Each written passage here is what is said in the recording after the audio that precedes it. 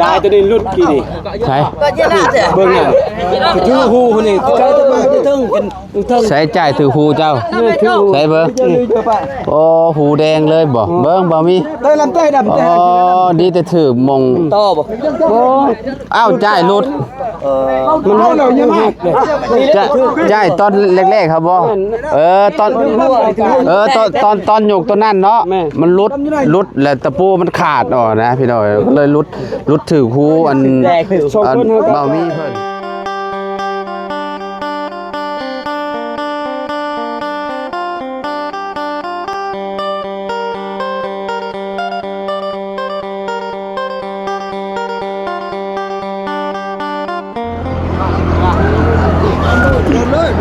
พี่น้อยเนาะตอนนี้ก็ฮอดเลิกงามยามดีแล้วพี่น้องเนาะก็ได้ยกเสาเนาะเพื่อนน้องเลี้ยงพี่น้อยเนาะแขกคนก็ที่มายกเสากับมาโบลายปันใดมื้อนี้พี่น้อยเนาะบัดมือยกเพื่อนน้องจะดีเพิ่นป้าโตลายได้พี่น้อยแม่ตาจ้าชิตั้งเช้าอยู่หรอกแกเมื่อมาเกาะนะกะนะให้มูดกี่บ่จะคนนี่ฮอดบ่ซาวกว่าน่าสิฮอดติเนาะเอาขึ้นทางหนึ่งก่อนเนาะเอาขึ้นทางหนึ่งก่อนบ่เอา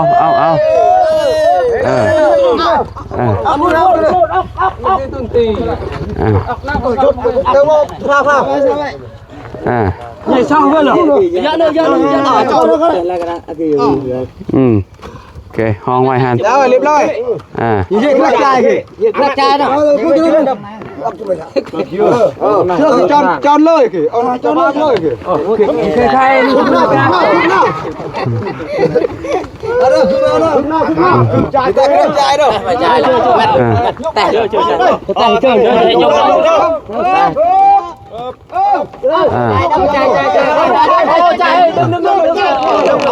จ่ายเด้อจังเลย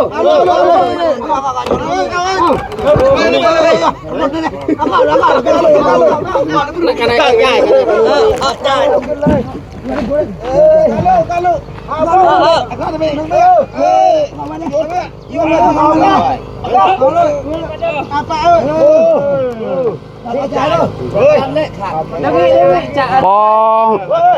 มันว่ามันคือสูงแห้งแท้นี่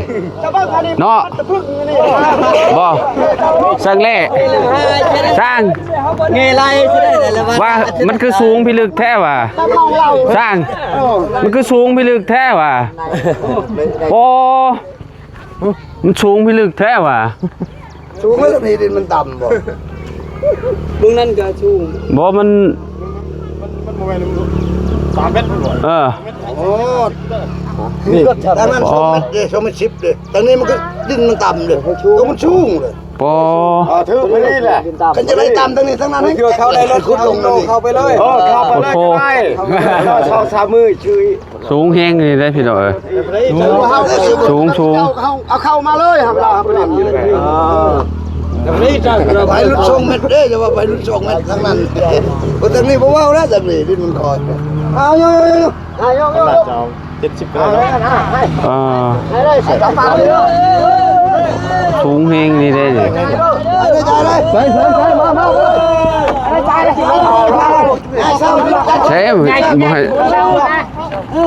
đâm chài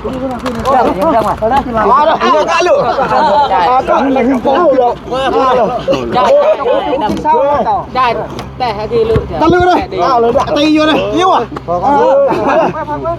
เอาเลยพอก่อนมาถึงเสร็จแล้วเนา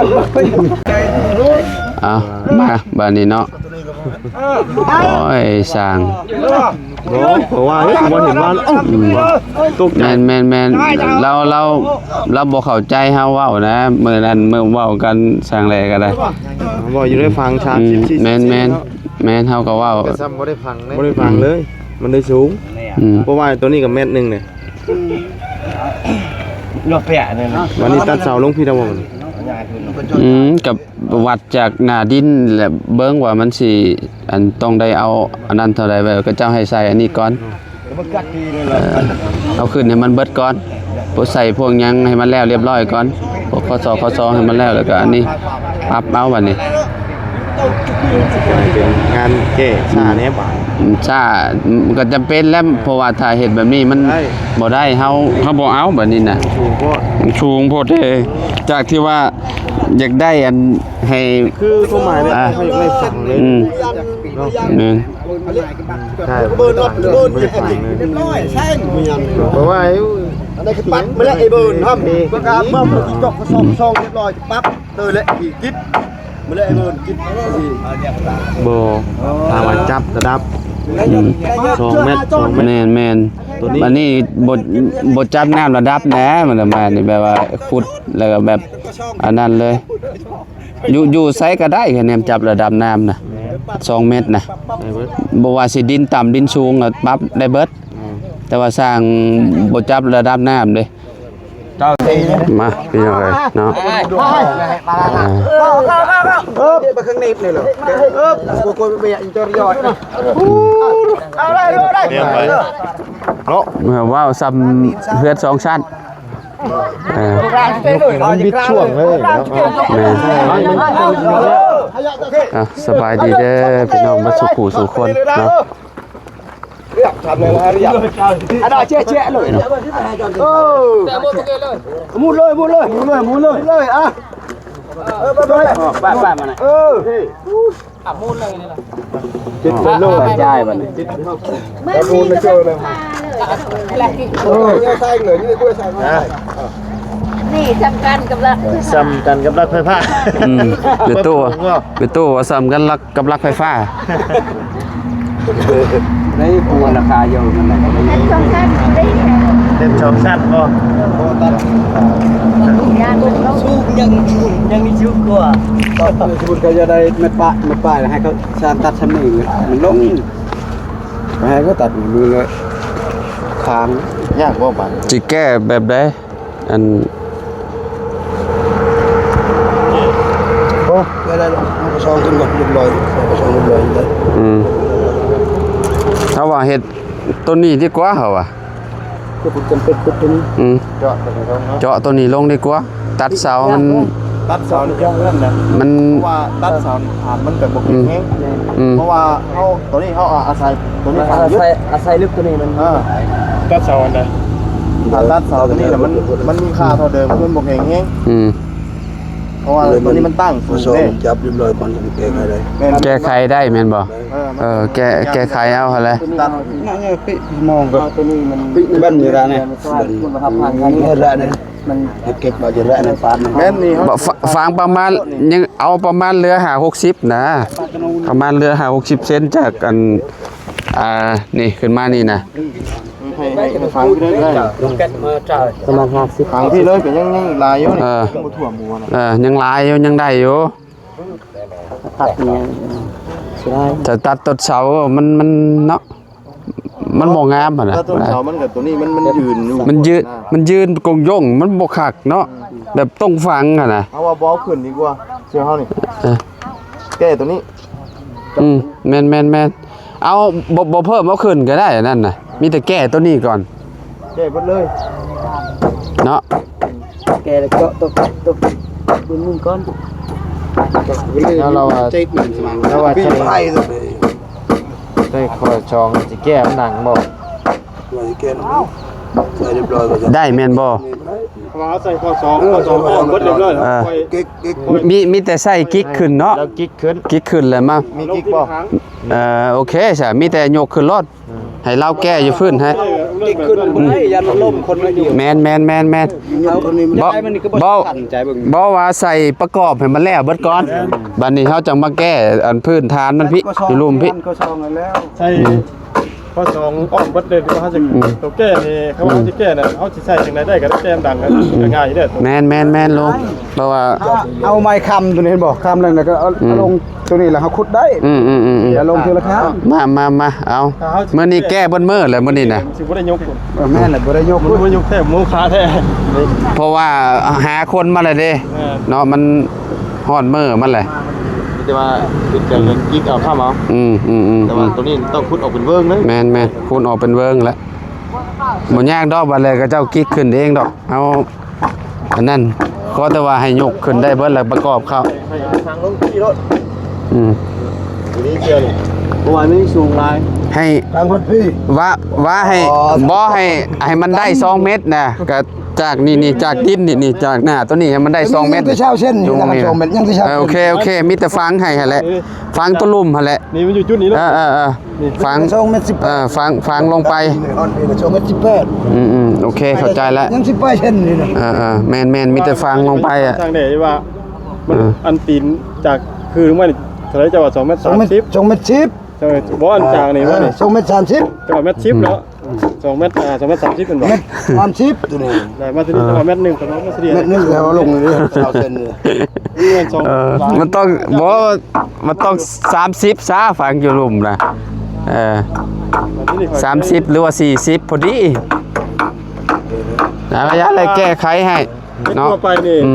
เสาไม้นี่เมตร30เสาปูนแค่50เซนมันก็ยัง2มันก็ยังสูงแล้วนะนี่เสาเป็น แม่น ตำรวจมาเสียบ่ เม็ด8เม็ด9ก็พอดีงามเลยแล้วบางทีเฮาเทน่ะมันก็สิบ่สูงบ่ได้ดอกประมาณเส้นหนึงซะเวลาเทพื้นเทหยังน่ะเส้น1 2เส้น นี่นะพุดหัวเฮานี่ยัง แม่น ประมาณนี้วิทย์ทำได้ก็ได้ เพราะว่ามันอยู่นู่นเด้ เมตร8ก็ได้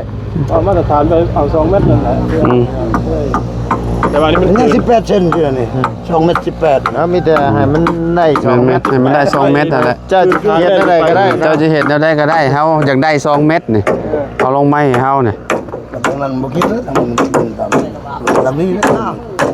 ลงเบิดรถ ลงเบิด ลงเบิด แม่นลงเบิดขุดโลดก็ยาดอกให้มันได้เบิดน่ะ2เม็ดน่ะ รับ2แล้ว เจ้าวัน บ่ว่าอยู่ไสเอาให้มันได้เบิดน่ะ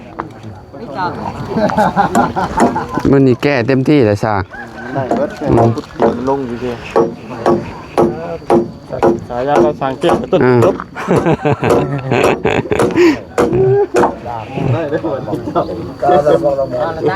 หน้าเหี่ยวไปได้เจ้ามัน แก้จะได้ก็ได้แก้มื้อนี้น่ะบ่มันบ่นั่นบ่ได้อันนั้นน่ะ ดินปูนแห้งเนาะ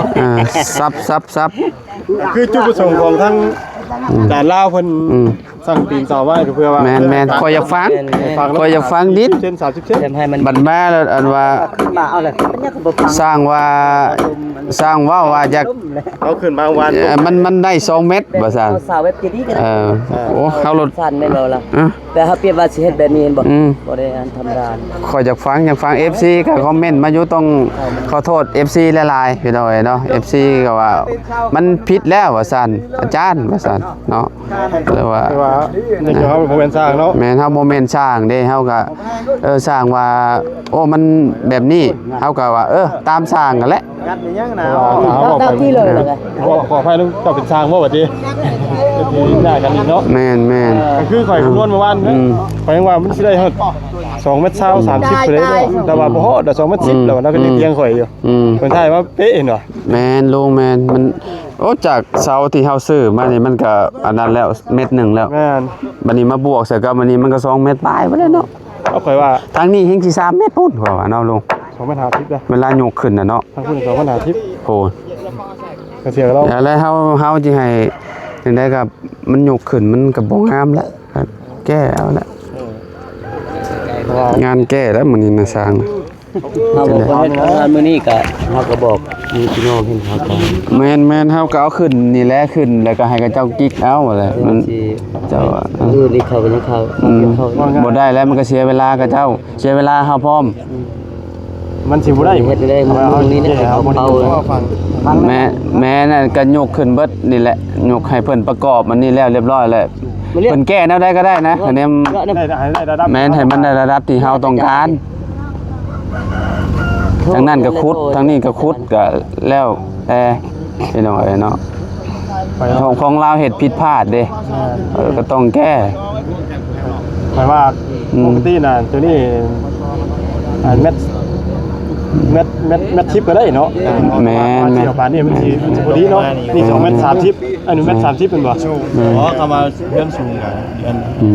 เนาะสบายดีเด้อเบาดีเด้อเนาะเนาะทางโอ้ยเนาะ ทางนี้ก็จะมาจังอย่าง หน้าเหี่ยวไปเลยโอ้ยเนาะ แล้วเพื่อนชานย่อเลยกับเจ้ากับมาเบิ่ง มาเบิ่งน้ำเพิ่นแหละ มาเบิ่ง เนาะ เพิ่นได้บัด เบิ่งบางทีบางทีชุมเฮาบ่อยู่หยังก็เบิ่งแล้วเนาะตัวใดบ่งามก็ตีกับเจ้าจ้างกับเจ้าแพงเด้บ่แม่นถึกๆเด้เนาะ เรื่องเข้างานก็สิรับเอา ๆ เพราะว่าลักๆเจ้าเป็นผู้ดูแลเบิ่ง แม่น ว่าให้เลี้ยง โอ้เราบ่ฮู้ดอก น้อย นี่ที่เจ้าหั่นแหละเบิ่งเอา บัดเทือนน้องจิดีแบบเพราะว่าเราบ่มีไผชุมเฮากับเบิ่งไปขนาดว่าเบิ่งก็ยังคือที่เห็นนั่นแหละออกมาได้ซำนี้ก็ถือว่าดีแล้วเนาะยกจ่ายเด้อจับ มาเอา จ่ายตะบุแต่จ่ายพุ่นได้กันแต่จ่ายเด้อเงิบไอ้ข่าวนี่คือบ่มีคน เอามาเอา จ่ายจ่ายจ่ายเนาะจ่ายเ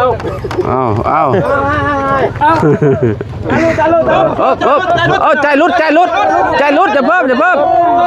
ใจรุดต่อก่อนโอ้เอาตะปูตอกหลายๆเล่มดีกว่าน่ะตะปู10แล้วนะเอาใจบ่มีดันมันได้สิดันได้น่ะโอ้ย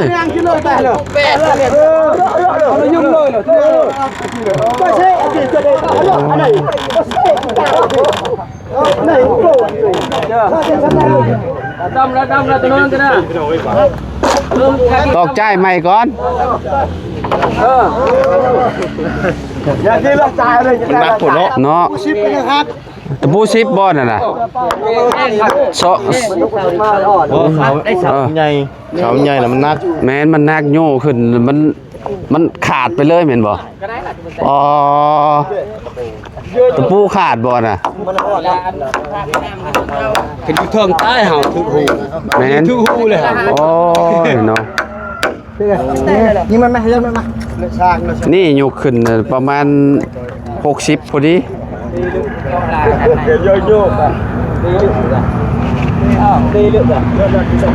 ตะปูกระตอกข่าวยากได้มันนั่น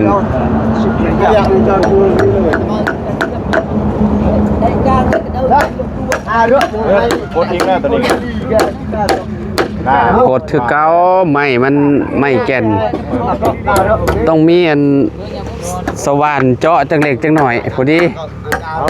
เอา เอาบ่ พอดีพอดี ฮอดแก่หรือฮอดเสา โอ้มันหอดแกนมันเลยมันอันนั่นตี้เนาะ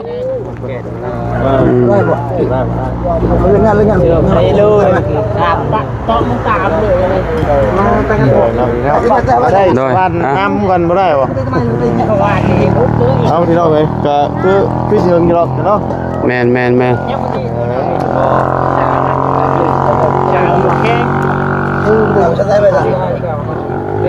อันนี้ก็ต้อง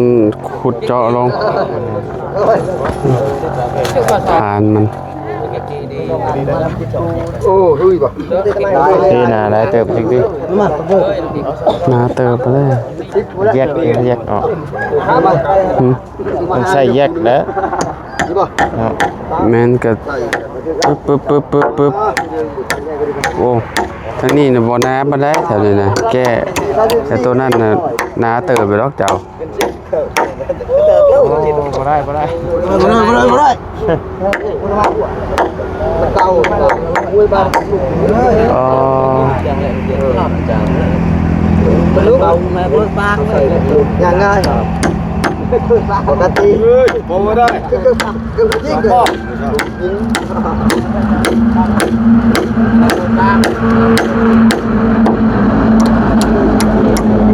มาเลยกันมากันเลยกันเต้นเลยกัน แข็งแห้งดีใหม่เนาะ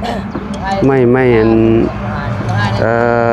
ขี้เล็กพี่น้องเอ้ยเนาะมันลดโอ้ยบ่ให้ว้าวเนาะ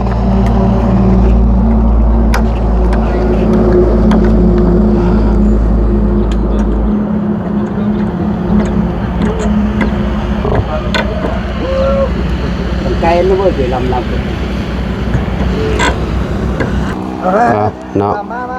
เอาด้เอามาจ่ายด้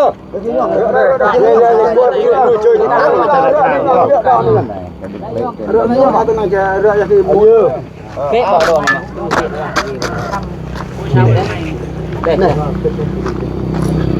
กี่อย่างเจน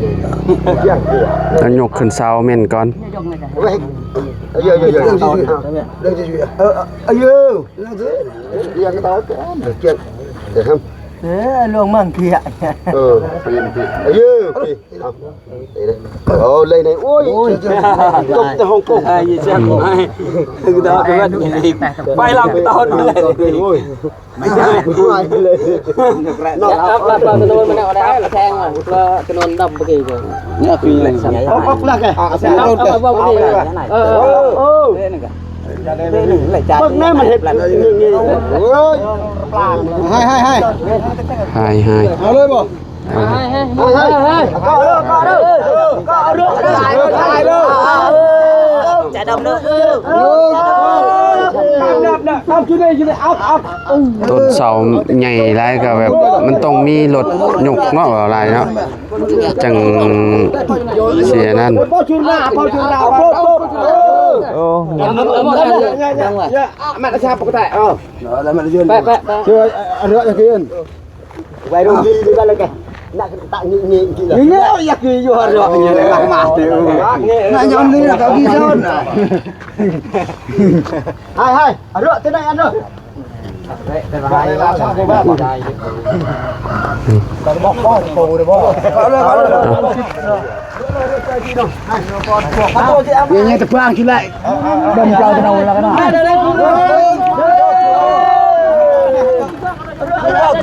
ฟังกัน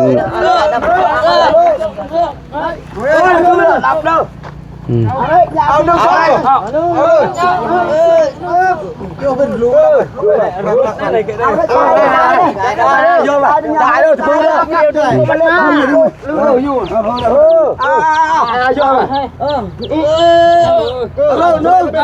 นั่นแหละก็เอาโยธรรมดารอบในไม่ดูกันไหนน่ะเป็นว่าจะตากี่อย่าต่อให้ดำเลยอย่าดำเลยเอาโบภาษาเพิ่น มันบอกว่าให้เอาล่มมาเลยเอาล่มมาเลย ลงเลยถูกต้องแล้วติ ก็คือเอาไว้พังนี่ยังแค่ ยี่ป้าเลยดีใจช่วยจะไหนมันมีอันนั้นตัวนี้โอ้ทุจะเอาสำคน2สัวรับนิ้วมือให้เป็นไงเนาะถ้าอยู่มองต่ำนี่พอดีเนาะเวลาเฮาดินอันเข่าเนาะอันนี้อยู่มองสูงพี่น้องเนาะสังจันให้และมื้อนี้สังจันนี่เมื่ออยู่ทุกงานเลยแม่นบ่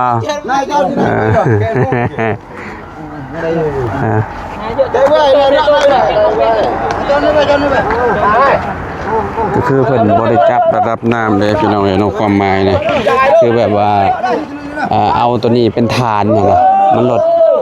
สูงบาดนี่เนาะสูงเลเวลเลยบาดนี่เนาะโอ้โหพี่น้องเอ้ยซ้ำตึกบาดนี่เนาะซ้ำตึกสังจันทร์โอ้ย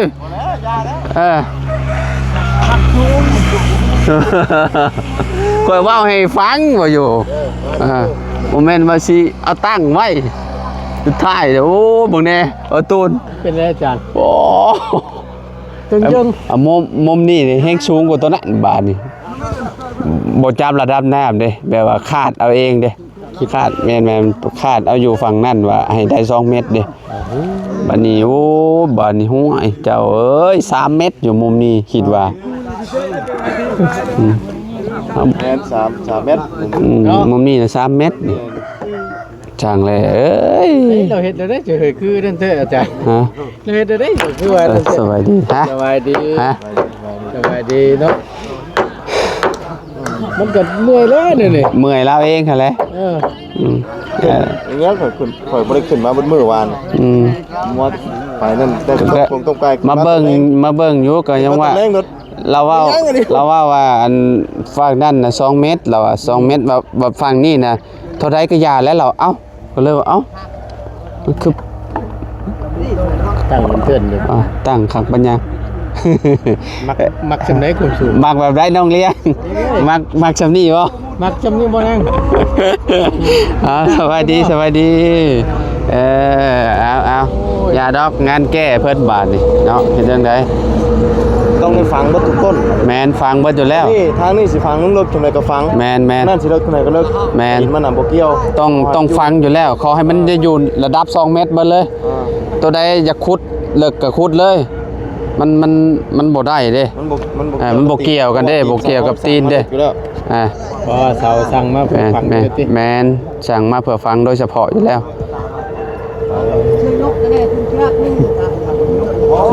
เนาะ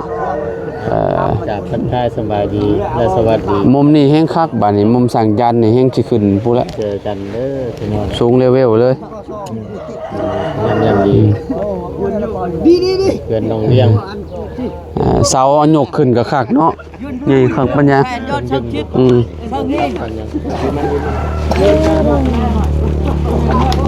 คลิปนี้ก็เบิ่งนำกันพ่อแม่พี่น้องเอ้ยเนาะเบิ่ง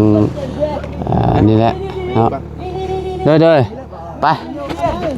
เนาะแก้พังเท่าใดก็ฟังดอกคันมันได้2เม็ดน่ะเสามันน่ะบ่ฟังบ่ได้แล้วมันงานเข้าแล้วแบบนี้นะ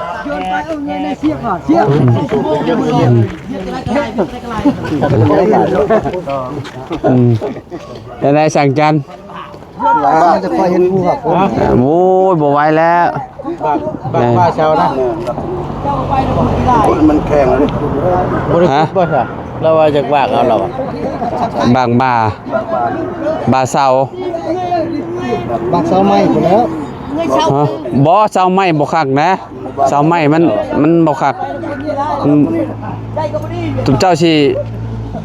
สิบากบ่าเสาบ่ บางลง วางลงให้มันต่ำเราความหมายคืออยากให้ เฮาอยากให้ฟังดินเด้ ฟังเลย แม่นเฮาอยากให้ฟังดินเด้ความหมายเฮาสั่งมาแบบว่ามันยาวๆบ่นี้น่ะเฮาอยากให้ฟังดินให้มันก็บ่ตีงเลยเนาะ แม่นมันจะบ่ติง ได้สว่านได้ก็เพราะว่ามันอ่อนอยู่แล้วแล้วไปดอก ว่ามันยังดินใหม่อยู่มันบ่แก่นปานนั้นดอก บ่บากกะยาบ่ามัน บ่เอา ก็เฮาใส่ มีแต่อยากถม เอาคนมันดาคนของมัน แล้วได้เฮาจังสั่งมาเป็นเม็ดเฮาเว้ากันอยู่มื้อนั้นกับเราแต่ เจ้า ขึ้น ล้มอยู่เหรอ แม่นล้มก็เว้ากับบาบุญอยู่มื้อนั้นเนาะบาบุญเนาะมาหาสั่งแลก็บอกว่าเอาประมาณ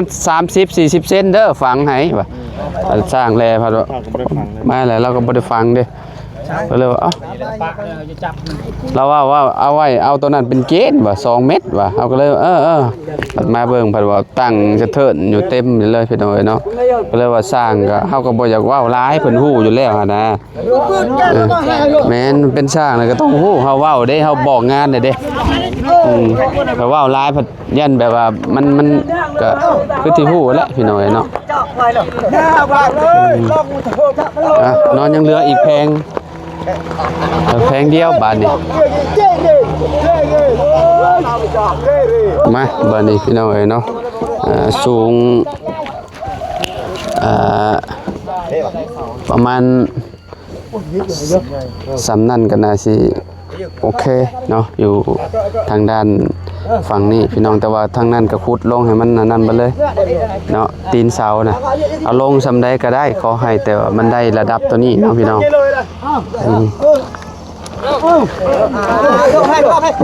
เอาด้านนี้มันตอกเข่าคือสิยากเติบอยู่นี่เนาะแข็งอะไรเลยเอาน้ำลายใส่น้ำเลยโอ้ สั่งตายดิจำมับเราเห็น คักเอาตีนมาหน่อยกัน ไปจับใจได้ไหมโอ้โอ้โอ้เอาโธ่ว่าตูดเลยโอ้สุดยอดเลย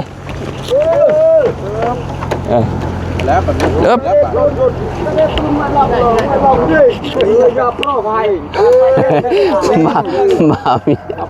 ตึ้งมึงเอากี่นี่ ฮะ คืออยู่เทิงได้เนาะไม่ยังถึกใจนั่นกูบ่หัก เอาฝากเด้อพ่อใหญ่เสียง โดย เลย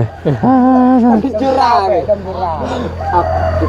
ลุงหนวดไปแล้วบ่ลุงหนวดอ่ะป้าตะไปแล้วไปแล้วไปก่อนหมู่เลยหยุกขึ้นบนละเมนหลังนี่น้อยเลยพี่น้อยบักใหญ่เนาะเติงอยู่เ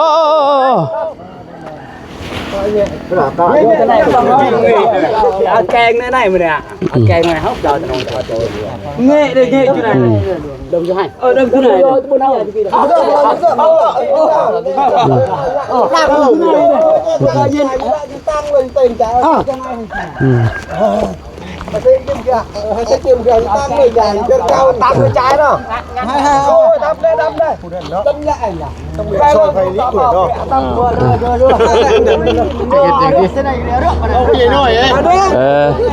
โอ้ยอย่าไปว่าเทิงพ่อใหญ่น้อยนะพี่ตาบ่เห็นนี่ตายแล้ว เนาะมาจับมาบายจังเลยจังหน่อยก็ได้เนาะถ้าว่าหยุกบ่ได้ก็ได้ ตายพี่น้องเอ้ยต้องสิว่าเอาอย่างเงี้ยนะเกิดชีวิตด้วยเอายก ถ้าได้ระดับสำนั่นนะโอเคเนาะอันด้านหลังอันตัวนั้นพอดีงามแล้วเพื่อเฮาเทพื้นเทหยังเข้าไปก็โอเคแล้ว เกิดโอ้ กระโล่งอีก ว่าบัดยกขึ้นแล้วป้าเหือแล้วเนาะไม่แบบไม่ใหญ่ไม่ฮึกเนาะ มันมืดมันมืดน้ำเสาเลยนี่ แม่น เสามันใหญ่ แต่ว่าเสามันใหญ่งามพร้อมถือว่าสุดยอดเลยพี่โดยคักเลยคักน้ำเสา เป็นเนี่ยมันคึกนะ แนมเบิ่งเฮือนหลังนั้นแล้วคนละเบอร์กับเพื่อนเพื่อนจะดีนะพี่น้องโอ้โธ่เพื่อนหลังนี่ เอก็เป็นใช่ซีนะ แมน เพราะว่าได้เบอร์1กับเบอร์2นะนี่อันนี้เบอร์1อันนี้นะเนาะ เสามันใหญ่นะ นี่เนาะเน้นคักว่ายังแล้วเขาคักกะลีพี่น้องเอ้ย แต่ว่านี่แหละในก็เป็นสีแก้ไขเนาะนักใหญ่ชก ใส่ไม้และกิกขึ้นเนาะแบบมันมื้อนี้จักสิได้แก้หรือบ่ว่าจะว่าสิประกอบตัวนี้ก่อนบ่จ๊ะประกอบอันนี้เลย ยึดตัวนี้แล้ว แม่นยึดตัวนี้ก่อน บ้านไหนรถใหญ่สอน ว่าถ้าอยู่ที่ต่ำนี่โอเคเลยเหือนเนาะแบบว่าเฮาเอาดินเข้าแล้วก็ถมแม่นเนาะ เหมาะอยู่กับต่ำสูงแรงอยู่สูงที่ แม่นสูงแล้วก็ให้อยู่สูงอ่ะเพราะนั้นอยู่บนต่ำโอ้สูงก็คักแหล้วแต่เอาดินถมเล็กๆน้อยๆก็จบโอ้ยพี่น้อยเนาะใครเนี่ยแต่ยุกขึ้นพี่น้อยเนาะคนบ่หลายก็ได้เนาะแบบว่าใส่มา เช้านี่ ตอนข่อยมาแรกๆเอ้าคนก็น้อยแต่ว่ายุกบ่ขึ้นว่าซั่นโอ้ยตกใจไปเลยพี่น้อยเนาะยันแบบคนน้อยยันยุกบ่ไหวเด้คันตามมันต้องรักษากว่าๆบ่แหละ ใช่ที่เจ้าหาเนาะ แม่น ฮอดบ่ ฮอดบ่เบิ่ง2 4 6 8 10 12 14 16 18 21เอ้ยเนาะ21 21 22คนรวมกับสร้างนี่ประมาณเนี่ย25ไป รวมเป็น ปูนี่ก็จะมาถึงเป็นถึง ใช้จ่ายถือหูเจ้าใช้เบิ่งโอ้หูแดงเลยบ่เบิ่งบ่มี เต้ลำเต้ดำเต้ อ๋อดีแต่ถือมง ต่อบ่ อ้าวจ่ายหลุด มันเอาเรายังหักเลย จ่ายตอนแรกๆครับบ่ตอนตอนหยกตัวนั้นเนาะมันหลุดแล้วตะปูมันขาดออกนะพี่น้อยก็เลยหลุดถือหูอันบ่มีเพิ่นบ่โอ้ใครเนี่ยแต่บ่แตกเลยนะ แม่นถ้าถือมงนี้นี่เรียบร้อย แตกเลย โอ้ยพี่น้อย มันหลุด เกิดเหตุการณ์แล้วพี่น้อยเนาะ ทางจับไม้นะ เกิดเหตุการณ์นั้นไม่อัน ไม่จ่ายพี่น้อยไม่จ่ายอันนั้นใส่โต๊ะใส่พ่อน้องไก่เนาะปอโตใส่บิ๊กบึ้มเด้นี่เนาะพุ่นน่ะใส่ใหญ่พี่น้อยเนาะแบบว่าถ้าขึ้นไปยืนอยู่เทิงก็แฮงสิคักเห็นบ่เทียบเลยวิวนี่บ่ให้เว้าพี่น้อยเนาะอ้าวเนาะถือว่าอายุขึ้นแล้วเรียบร้อยพี่น้อยเนาะทางเฮือน